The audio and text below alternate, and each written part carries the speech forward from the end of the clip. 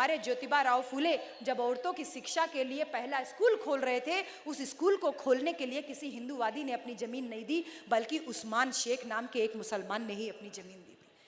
माता सावित्रीबाई फूले के साथ में जो औरत रोज इन मनुवादियों का गोबर और कीचड़ सहती थी, वो औरत और कोई नहीं थी बल्कि उस्मान शेख की पत्नी हमारी अम्मी फातिमा शेख ही थी। हमारे बाबा साहब जब लंदन में 2 वोट के अधिकार की लड़ाई लड़ रहे थे, उस समय भी किसी हिंदूवादी ने उनका साथ नहीं दिया, बल्कि हमारे